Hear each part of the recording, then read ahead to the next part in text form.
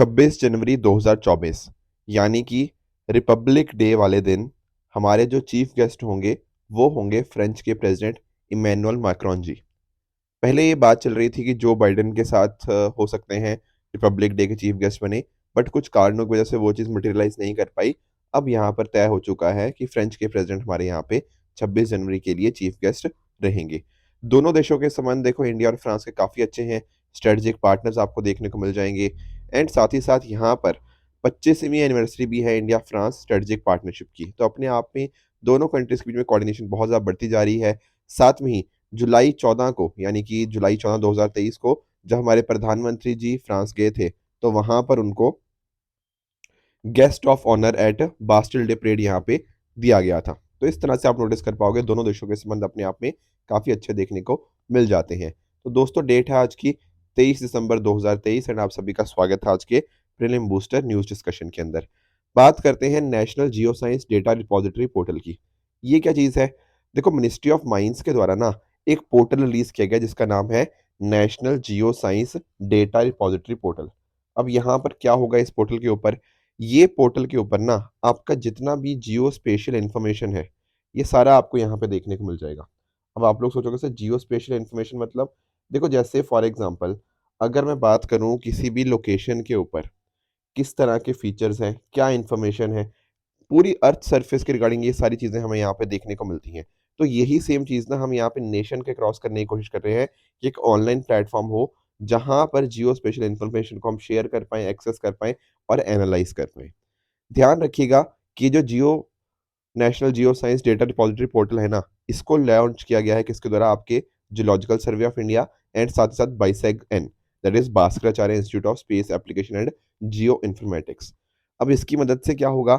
आपका geo science data इस sector के अंदर हम अच्छे से काम कर पाएँगे। हमारे इंडस्ट्रीज़ अकेडमिया कहीं न कहीं उनको यहाँ पे अच्छे रिसोर्सेज़ के साथ एक्सेस उनका मिल पाएगा। बात करें जीएसआई की यानी कि जियोलॉजिकल सर्वे ऑफ इंडिया की, तो आप देख सकते हैं कि 1851 के अंदर इसकी स्थापना हुई थी ताकि कोल डिपॉज़िट ढूँढे जा पाएँ रेलवेज़ के लिए। इसकी जो मिनिस्ट्री है, nodal ministry that is ministry of mines, headquarters इसके आपको कोलकाता के अंदर देखने को मिल जाते हैं। तो जो भी आपका क्रिटिकल मतलब जियो साइंटिफिक इन्फॉर्मेशन होती है, मिनरल रिसोर्स असेसमेंट के रिगार्डिंग उसको क्रिएट करना, उसका डेटा को अपडेट वगैरह करना, वो सारा जीएसआई यहाँ पे देखता है। बाइसैग-एन की बात करें तो यहाँ पर नोटिस कीजिएगा कि दरअसल में ना ये रजिस्टर्ड कौन-सी मिनिस्ट्री के अंदर है? Ministry of electronics and information technology society registration act के अंतर्गत। पर आज के समय के ऊपर ना ये एक स्टेट एजेंसी की तरह काम करती है under department of science and technology of government of Gujarat. ये लोकेटेड है गांधीनगर गुजरात के अंदर। तो ये कुछ पॉइंटर्स थे जो आपको चाहे आप बाइसैग-एन के बारे में और जीएसआई दोनों के बारे में पता होना चाहिए एंड साथ ही साथ कि ये पोर्टल कौन किसके अंतर्गत आता है। राइट? आगे बढ़े उससे पहले एक छोटी-सी इन्फॉर्मेशन है रिगार्डिंग अवर आरपीपी यानी कि रिगरस प्रिलिम्स प्रोग्राम। अब ये पर्टिकुलर प्रोग्राम स्टार्ट हो रहा है 8 जनवरी से। इस पर्टिकुलर प्रोग्राम के अंदर क्या होगा कि आप डेली बेसिस के ऊपर 40 जीएस के क्वेश्चंस अटेम्प्ट करोगे एंड साथ ही साथ 20 सीसेट के क्वेश्चंस। तो क्या हो रहा है ना, आप जीएस की भी तैयारी कर रहे हो, उसकी भी रिवीजन हो रही है आपकी इन क्वेश्चंस के माध्यम से एंड आपकी सीसेट की भी आपको कंटीन्यूअस प्रैक्टिस मिलती जा रही है। साथ ही साथ आप अपनी डेली बेसिस के ऊपर अपनी प्रोग्रेस को असेस कर पाओगे। बाकी स्टूडेंट्स के कंपटीशन में आप कहाँ पर स्टैंड करते हो, कितना आपको और काम करना बचा हुआ है, वो ऑल इंडिया रैंक आपको यहाँ पे बता देगी। आपको यहाँ पे सीसेट मॉड्यूल का एक्सेस भी मिल जाएगा एंड साथ ही साथ प्रीलिम्स वाला उड़ान की हार्ड कॉपी भी आपको यहाँ पे मिल जाएगी। कुछ स्पेशल टेस्ट भी आपको यहाँ पे कंडक्ट करवाए जाएँगे और इन टेस्ट का भी डिस्कशन हमें देखने को मिल जाएगा। एंड अगर आप प्रीलिम्स क्लियर करते हो, तो आपको सृजन जो कि हमारा मेंस गाइडेंस प्रोग्राम है, उसका कंप्लीट एक्सेस आपको बिल्कुल फ्री में मिल जाएगा। तो ध्यान रखिएगा ये जो पर्टिकुलर प्रोग्राम है आपका पटेल नगर, मुखर्जी नगर, लखनऊ, पटना सब जगह यहाँ पे रन किया जा रहा है, ऑफलाइन में भी और ऑनलाइन में भी। तो डेफ़िनेटली आप इसको एनरोल कर सकते हो। नीचे कमेंट्स के अंदर या डिस्क्रिप्शन के अंदर मैं इसके लिंक्स दे दूँगा। डिस्क्रिप्शन में जाके लिंक्स पे क्लिक करके आप इन प्रोग्राम्स के अंदर एनरोल कर सकते हो। इंग्लिश और हिंदी दोनों में ये अवेलेबल आपको हो जाएगा। नेक्स्ट हमारा टॉपिक है that is Namdapha flying squirrel. अब देखो बड़ी इंटरेस्टिंग चीज़ क्या हुई है कि ये देख रहे हो आप पिक्चर के अंदर नामदफ़ा फ्लाइंग स्क्विरल के बारे में। ये पिछली बार ना 1981 में देखी गई थी। अब 42 साल बाद जाके देखी गई है। अपने आप में बड़ी ही इंटरेस्टिंग बात है। तो पहली बात तो ये समझो कि नामदफ़ा ये कहाँ पर है? ये अरुणाचल प्रदेश के अंदर है, ठीक है? तो वहाँ पर इसको 42 साल के बाद देखा गया है। ये एक आर्बोरियल स्क्विरल है। आर्बोरियल का मतलब क्या होता है? देखो आर्बोरियल का मतलब होता है जो ट्रीज़ पे रहते हैं। तो बेसिकली ना ये ट्रीज़ के ऊपर रहना इसको काफ़ी पसंद है। उसी तरह से ये नॉकटर्नल, नॉकटर्नल मतलब जो रात के टमे रात के टाइम, नाइट टाइम के ऊपर जो ज़्यादा एक्टिव रहते हैं ना, उनको बोलते हैं नॉकटर्नल। फ्लाइंग स्क्वेरल जो कि एंडेमिक है अरुणाचल प्रदेश के। एक आपके दिमाग में आएगा सर इसका नाम में फ्लाइंग लिखा हुआ है, तो क्या हम ये मान सकते हैं कि ये उड़ती है? The answer is no. देखो ये उड़ नहीं सकती, पर जैसे ये मूव करती है ना, तो कई बार हमें ऐसे लगता है कि यार ये उड़ उड़ रही है, ठीक है ना? ध्यान रखना, कोई आपको स्टेटमेंट बोले कि are they capable of flying? The answer is no. ये उड़ नहीं सकते, पर ये ग्लाइड करते हैं ट्रीज़ के बीच में, और जब वो ग्लाइड करते हैं तो कई बार ऐसा लगता है कि जैसे उड़ रहे हों। Getting the point? तो इस वजह से ये चीज़ पता होनी चाहिए। देखो बहुत ज़्यादा इन्फॉर्मेशन आपको ना फ्लाइंग स्क्विरल के बारे में, नामदफ़ा फ्लाइंग स्क्विरल के बारे में ज़्यादा है नहीं, क्योंकि एक तो इतने टाइम बाद हमें देखने को मिली है, इतना ज़्यादा दिखती भी नहीं है, तो बहुत कम इन्फॉर्मेशन इनके बारे में अवेलेबल है। ये इसका आप साइंटिफिक नाम यहाँ पे आप देख पाओगे, ठीक है ना? आईयूसीएन के अंदर इसको क्रिटिकली एंडेंजर्ड की कैटेगरी के अंदर डाला गया है। साथ ही अगर मैं बात करूँ, यहाँ पे आप नोटिस करोगे ये हर्बीवोरस होते हैं, ठीक है ना? हर्बीवोरस होते हैं, कुछ fruits, nuts, seeds, fungi, flowers, tree SAP, ये सब चीज़ों के ऊपर ये डिपेंड रहते हैं, इनको यहाँ पे ये खाते हैं। इसके अलावा हैबिटेट लॉस हो गया, डिग्रेडेशन हो गया, इस सब सभी चीज़ों की वजह से इनको जो थ्रेट हमें देखने को मिल जाता है इनके रिगार्डिंग। तो ध्यान में रखिएगा, बहुत लंबे टाइम बाद देखने को मिली है, तो अपने आप में हमारे एग्ज़ाम के लिए ये काफ़ी ज़्यादा इम्पोर्टेंट बन जाती है। यहाँ पर आप सोच रहे होंगे सर ये नामदफ़ा कहाँ पर है? देखो ये रहा आपका अरुणाचल प्रदेश, ये इंडिया है ना, यहाँ पे आपको अरुणाचल प्रदेश देखने को मिलता है। उसी को अगर आप ज़ूम करोगे ना, तो यहाँ पर बिल्कुल ये म्यांमार के बॉर्डर के बिल्कुल पास में, वहाँ पर आपको ये नामदफ़ा देखने को मिल जाएगा। थोड़ा-सा इसके बारे में पढ़ लेते हैं नामदफ़ा के बारे में, तो अगर आप देखोगे नामदफ़ा नेशनल पार्क के बारे में, तो ये लार्जेस्ट प्रोटेक्टेड एरिया है ईस्टर्न हिमालयन बायोडायवर्सिटी हॉटस्पॉट के अंदर। ये आपके इंडिया और म्यांमार के बॉर्डर के ऊपर लाई करता है, in the Changlang district on Arunachal Pradesh. ये ऐसा ओनली पार्क इन वर्ल्ड जहाँ पर 4 feline species of big cat यानी कि टाइगर, लेपर्ड, स्नो लेपर्ड और क्लाउडेड लेपर्ड आपको यहाँ पे देखने को मिल जाता है। बाकी जैसे मैंने आपको बताया नामदफ़ा फ्लाइंग स्क्विरल तो है ही है, उसके अलावा एशियन एलिफेंट्स और कुछ और कैट्स आपको यहाँ पे देखने को मिल जाएँगी। अलग-अलग तरह का क्लाइमेट भी है, ट्रॉपिकल, सब ट्रॉपिकल क्लाइमेट, ये सारे आपको यहाँ पे देखने को मिल जाएँगे। एंड कुछ फ्लोरा की बात करें तो मिशमीतीता एंड साथ ही साथ आपका pinus merkusii, abies delavayi and blue vanda, ये कुछ इंपॉर्टेंट फ्लोरा आपको यहाँ पे देखने को मिल जाता है। आगे चलते हैं नेक्स्ट टॉपिक की तरफ, that is R21 matrix M malaria vaccine. अभी क्या हुआ है ना, डब्ल्यूएचओ की जो list of pre qualified vaccine है, उसके अंदर मलेरिया के लिए एक और वैक्सीन को यहाँ पे ऐड कर दिया गया है। तो बेसिकली ना आज के समय आपके पास देखने को मिल जाएगा कि दूसरी वैक्सीन बन जाएगी ये, ठीक है ना? ऑलरेडी हमारे पास वैक्सीन एग्जिस्ट करती है, मैं आपको बताता भी हूँ यहाँ पे। ये एक तो पहले इसका नाम ध्यान रखो, R21 मैट्रिक्स एम। इसके पहले वाली जो सॉरी, इसके पहले वाली जो वैक्सीन थी ना, उसका नाम था RTSS-AS01, या फिर इसको मोज़िक्रुक्स के नाम से जाना जाता है। ये ऑलरेडी हमारे पास वैक्सीन थी जो अप्रूव्ड थी मलेरिया के रिगार्डिंग। ये यहाँ पर दूसरा वैक्सीन हमारे पास आ चुकी है R21 मैट्रिक्स एम, जो कि यहाँ पे डब्ल्यूएचओ ने प्री क्वालिफाइड वैक्सीन्स के अंतर्गत ऐड कर दिया है। थोड़ा-सा इसके बारे में जानते हैं कि यार ये जो वैक्सीन है, ये किसने डेवलप करी है? तो ध्यान रखिएगा, इसको डेवलप किया गया है ऑक्सफोर्ड यूनिवर्सिटी के द्वारा, एंड साथ ही साथ इसको मैन्युफैक्चर किया जाएगा अब इसके द्वारा एसईआई यानी कि सीरम इंस्टीट्यूट ऑफ इंडिया के द्वारा। इसको जो थोड़ा यूसेज है ना, वो बच्चों के लिए ज़्यादा रिकमेंड किया गया है। कि जो बच्चे हैं 5 साल से, स्पेशली जो कम वाले बच्चे हैं, उनके लिए यहाँ पे यूसेज को रिकमेंड किया गया है। इसकी मदद से ऐसा बताया जा रहा है कि मलेरिया केसेस के अंदर 75% तक कमी आ सकती है, एंड साथ ही साथ इसका जो प्राइस होगा वो लगभग $5 पर डोज़ होगा। तो कहीं न कहीं थोड़ा ना लोगों तक भी इस वैक्सीन को यहाँ पे पहुँचाया जा सकता है, ये यहाँ पे कोशिश यहाँ पे रहेगी। थोड़ा मलेरिया के बारे में डिस्कस कर लें, ऑल्दो हमने पिछले दिनों के अंदर डिस्कस किया भी था, तो ये कॉज़ किया जाता है बाय प्लाज्मोडियम पैरासाइट, और इसको कैरियर कौन होता है जिसको बाइट करने से होता है, that is female Anopheles mosquito. वैसे तो इसकी 5 स्पीशीज़ होती हैं पैरासाइट की, पर 2 प्लाज्मोडियम वाइवेक्स और प्लाज्मोडियम फैल्ciparum, ये मेजर कॉज़ कहते हैं यहाँ पे, इसके लिए रिस्पॉन्सिबल रहते हैं मलेरिया के रिगार्डिंग। ध्यान रखिएगा, मलेरिया कंटेजियस नहीं है, समझना इस बात को। मैं पता क्या कह रहा हूँ, कि एक इंसान से दूसरे इंसान तक नहीं फैलता, पर अगर आप नोटिस करोगे कि जैसे मान लो एक इंसान से दूसरे इंसान में कुछ ऑर्गन ट्रांसप्लांट किया, ठीक है? या फिर ब्लड ट्रांसफ्यूज़न होता है, या फिर नीडल्स वगैरह को आप शेयर करते हो, तब क्या होता है ना, तब एक पर्सन से दूसरे पर्सन में फैल सकता है। ऐसा नहीं है कि साँस लेने से फैल जाएगा, नहीं। उस कॉन्टेक्स्ट में स्प्रेड नहीं कर सकता, पर ये organ transplantation, blood transfusion, needles वगैरह, इनके थ्रू एक पर्सन से दूसरे पर्सन के ऊपर फैल सकता है। ध्यान रखना, ये प्रिवेंटेबल भी है एंड क्यूरेबल भी है, जैसा कि मैंने आपको इसकी वैक्सीन्स के बारे में मैंने आपको बता ही दिया। अब आप लोग सोच रहे होंगे सर ऐसे कैसे ये फैल रहा है ऑर्गन ट्रांसप्लांटेशन के? इसका रीज़न ये है कि जो आपके मलेरिया पैरासाइट है ना, वो आपके आरबीसीज़ रेड ब्लड सेल्स के अंदर होता है। तो जब आप इस तरह से ऑर्गन ट्रांसप्लांट करोगे या फिर आप ब्लड ट्रांसफ्यूज़न वगैरह करोगे तो उस वजह से कहीं न कहीं यहाँ पर वो सामने वाले पर्सन के अंदर भी एंटर कर जाएगा। ये बात भी आपको ध्यान में रखनी चाहिए। 2021 की बात करें तो लगभग 247 मिलियन पीपल मलेरिया के अंदर कॉन्ट्रैक्टेड हैं इन 85 कंट्रीज़ और यहाँ पे इसकी वजह से लगभग 6 लाख से भी ज़्यादा ज़िंदगियाँ जा चुकी हैं। इसके अलावा अगर मैं आपको बात करूँ ना तो भारत की कोशिश है कि 2030 तक हम यहाँ पर मलेरिया को एलिमिनेट कर पाएँ एंड इस वजह से इंडिया के डिफरेंट-डिफरेंट प्रोग्राम्स भी चल रहे हैं। डब्ल्यूएचओ की बात करें कि जिसने वैक्सीन्स प्री क्वालीफाई करी है, तो इसकी मदद से क्या होता है ना, ये इंश्योर करता है कि वैक्सीन्स जो है आपकी सेफ है, आपकी इफेक्टिव है। इससे बेंचमार्क क्वालिटी पता लग जाती है कि हाँ यार, जो भी आपके वैक्सीन्स हैं, उनके प्रॉपर स्टैंडर्ड्स उन्होंने मेंटेन करे या नहीं करे। WHO expert committee on biological standardisation वो एंडोर्स इसको करती है। इससे पता लगता है कि कौन-सी पर्टिकुलर पॉपुलेशन के लिए सूटेबल है। जैसे ये वाली जो वैक्सीन थी, ये यहाँ पे बच्चों के लिए ज़्यादा सूटेबल है, तो ये चीज़ें हमें यहाँ पे देखने को मिल जाती हैं। Proper guidelines, proper packaging and यहाँ पे इसको फंडिंग सपोर्ट जो है ना, ये फंडिंग सपोर्ट इंश्योर करती है for deployment by Gavi. Gavi क्या है? Global alliance for vaccine and immunisation. ये चीज़ें आपको कुछ पता होनी चाहिए।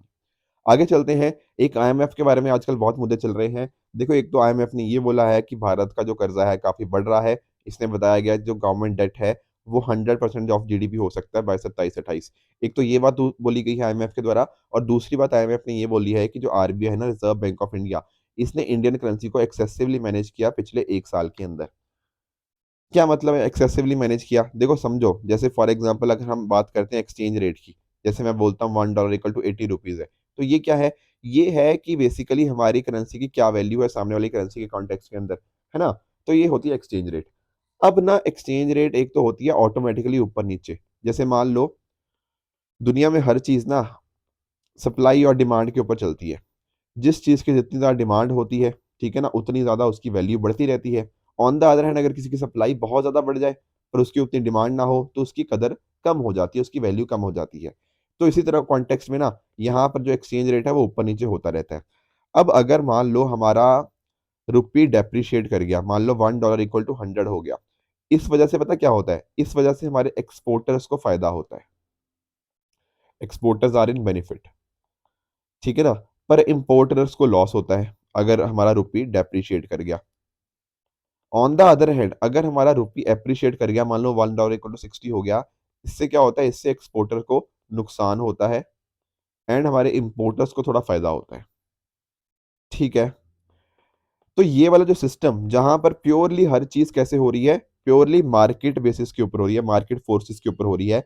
इसको बोलते हैं क्या? इसको बोला जाता है फ्लोटिंग एक्सचेंज रेट, ठीक है?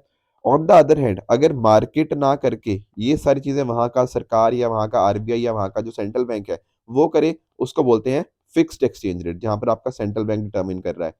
ऑन द अदर हैंड एक तीसरी चीज़ होती है जिसको बोलते हैं हम मैनेज्ड फ्लोटिंग। देखो मैनेज्ड फ्लोटिंग के अंदर ना मार्केट डिसाइड करती है और ना ही प्योरली सेंट्रल बैंक, इन दोनों के बीच का होता है। यानी कहने का मतलब क्या? कहने का मतलब ये है कि मान लो आज $1 इक्वल टू 80 है ना, तो यहाँ पर आरबीआई इंटरवीन नहीं करेगा। कब तक इंटरवीन नहीं करेगा? जब तक लेट्स से $1 इक्वल टू 70 से नीचे ना आ जाए या $1 इक्वल टू 90 से ऊपर ना चला जाए। तो एक तरह से ना एक रेंज रखी जाएगी कि 70 से 90 के बीच में रहे। अगर इससे ऊपर जाने की कोशिश करेगा या नीचे आने की कोशिश करेगा, तब हम मार्केट में इंटरवीन कर देंगे। इसको मैनेज्ड फ्लोटिंग या फिर डर्टी फ्लोटिंग भी बोला जाता है, ठीक है? तो ये कुछ पॉइंटर्स थे जो आपको पता होने चाहिए। वैसे तो हमने स्टार्टिंग में पढ़े ही हुए हैं, बट फिर भी आपको एक आइडिया होना चाहिए। आईएमएफ के बारे में आप सभी जानते होंगे कि आईएमएफ को कंसीव किया गया था 1944 के अंदर, ब्रेटन वुड्स कॉन्फ्रेंस के अंदर, आप जानते हो, न्यू हैम्पशायर यूएसए के अंदर, ठीक है? इस वजह से आईएमएफ को और साथ ही साथ आपका जो वर्ल्ड बैंक होता है, इसको हम ब्रेटन ट्विन्स के नाम से भी जानते हैं।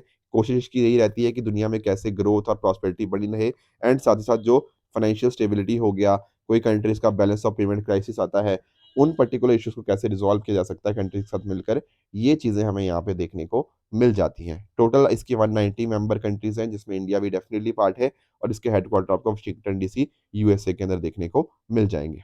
नेक्स्ट टॉपिक की तरफ आगे चलते हैं, दैट इज़ साहित्य अकेडमी अवार्ड्स 2023। अभी क्या हुआ है ना, साहित्य अकेडमी के द्वारा रिसेंटली इसके अवार्ड्स को अनाउंस किया गया है। कितनी लैंग्वेजेस के अंदर? 24 लैंग्वेजेस के अंदर। दरअसल में ना पहले समझना, यहाँ पर देखो आप जानते होंगे कि 22 लैंग्वेजेस तो हमारे संविधान के अंदर लिखी हुई हैं, कॉन्स्टिट्यूशन ऑफ इंडिया के अंदर, उसके अलावा 2 और लैंग्वेजेज़ हैं, that is English and Rajasthani. तो 22 ये और 2 ये। तो इस तरह से टोटल 24 लैंग्वेजेज़ के अंदर इसके अंदर अवार्ड दिए जाते हैं। पहली बात तो ये, ठीक है ना? तो जो मैंने आपको कल होमवर्क दिया था ना कि ये प्रोग्राम इम्प्लीमेंट करता है सिर्फ़ 22 शेड्यूल लैंग्वेजेज़ के अंदर। ये स्टेटमेंट आप समझ गए होंगे कि क्यों गलत हो गया। इसके साथ में अगर आप नोटिस करो, ये वाले जो अवार्ड्स हैं, साहित्य अकेडमी के द्वारा जो अवार्ड्स दिए जाते हैं, मैं बताता हूँ साहित्य अकेडमी क्या है। यहाँ जो अवार्ड्स दिए जाते हैं, ये गिवन स्टार्ट किए गए थे 1955 के अंदर। यहाँ पर आप कॉपर प्लेग हो गया, शॉल हो गया, 1 लाख रुपए तक का आपको जो आपको अवार्ड है, वो दिया जाता है। लिटरेरी वर्क्स की जैसे मैं बात कर रहा था, 24 अवार्ड्स हर साल दिए जाते हैं। लिटरेरी ट्रांसलेशंस के अंदर यहाँ पे अवार्ड दिए जाते हैं 24 अवार्ड्स एंड उसी तरह से एक भाषा सम्मान का अवार्ड होता है, जो कि आपने लैंग्वेजेज़ के अंदर अगर मान लो सिग्निफिकेंट कंट्रीब्यूशन दिया, वहाँ पर ये देखा जाता है। जैसे फॉर एग्ज़ाम्पल कंट्रीब्यूशन आपने किस चीज़ के अंदर दिया? क्लासिकल एंड मेडिएवल लिटरेचर के अंदर। आपका ऐसा भी कुछ चीज़ हो सकती है जो मान लो अकेडमी रिकॉग्नाइज़ नहीं करती, पर क्लासिकल और मेडिएवल लिटरेचर के अंदर अगर आपका बहुत इम्पोर्टेंट काम है, वहाँ पर आपको ये भाषा सम्मान दिया जाता है साहित्य अकेडमी के द्वारा। अब समझते हैं कि आखिर साहित्य अकेडमी क्या है? ये आती है आपकी मिनिस्ट्री ऑफ कल्चर के अंतर्गत। इसको 1954 के अंदर फाउंड किया गया था एज़ एन ऑटोनोमस बॉडी। तो इंडिया लैंग्वेजेज़ के अंदर कैसे लिटरेचर को प्रमोट करना है, वो यहाँ पे देखता है। ठीक है ना?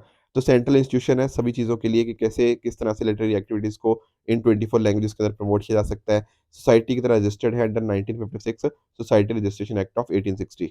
ये बात आपको पता होनी चाहिए, बाकी काम इसका वही है कैसे हाई लिटरेरी स्टैंडर्ड्स को सेटअप करे, कल्चर यूनिटी पर प्रमोट करे इन लिटरेरी एक्टिविटीज़ की मदद से। ठीक है? तो ये कुछ पॉइंटर्स थे साहित्य अकेडमी के बारे में। तो पहला स्टेटमेंट बिल्कुल ठीक है यहाँ पे कि मिनिस्ट्री ऑफ कल्चर के अंतर्गत ऑटोनोमस बॉडी है, पर दूसरी बात यहाँ पे गलत हो जाएगी accordingly 1 only is the correct answer. तो आज के डिस्कशन के बेसिस के ऊपर कुछ मैं आपको होमवर्क दे रहा हूँ, जिनका मुझे आप नीचे कमेंट्स में आंसर बताओगे। एक देखो ना रैंप प्रोग्राम है, रैंप ये लिखा ना लास्ट में, raising and accelerating semi performance. जो लोग कंसिस्टेंटली प्रीलिम बूस्टर देखते हैं, दे नो कि रैंप क्या है। जिन लोगों ने नया स्टार्ट किया है, डोंट वरी, कोशिश कीजिएगा इसको। मैं फिर कल नहीं, अब तो मंडे ही करवा पाऊँगा। मंडे नेक्स्ट लेक्चर के अंदर मैं आपको समझा दूँगा कि रैंप प्रोग्राम आखिर होता क्या है। कल जो मैंने आपको होमवर्क दिया था उसका एक बार आंसर देख लेते हैं। यहाँ पर पहला कह रहा है एनटीसीए के बारे में, that is national tiger conservation authority के बारे में। तो कह रहा है इसको ईपीए एनवायरनमेंट प्रोटेक्शन एक्ट 1986 के अंदर यहाँ पे करा गया था। The answer is false. क्यों? आपका WPA wildlife protection act जो 1972 है ना, उसके अंतर्गत किया गया था, तो पहला फॉल्स हो गया। दूसरा, नया पैक्ट जो आया है माइग्रेशन और असाइलम के ऊपर, ये आसियान कंट्रीज़ है? नहीं, ये यूरोपियन यूनियन है, तो इसलिए सेकंड भी आपका फॉल्स। तीसरा, data security council of India, ये इसको नैस्कॉम के द्वारा सेटअप किया गया था, ये बात बिल्कुल ट्रू है। Valmiki tiger reserve Jharkhand? नहीं, ये बिहार के अंतर्गत आता है, तो चौथा आपका फॉल्स हो जाएगा। पाँचवाँ, एईएफ की बात करें तो ये बात भी आपकी बिल्कुल करेक्ट है। आज का होमवर्क क्या रहेगा सर? एक आपका रहेगा न्यू एजुकेशन पॉलिसी के रिगार्डिंग आपका होमवर्क रहेगा। इसको कोशिश कीजिएगा नीचे कमेंट्स के अंदर इसका आंसर बताने की कि आपके हिसाब से क्या सही है।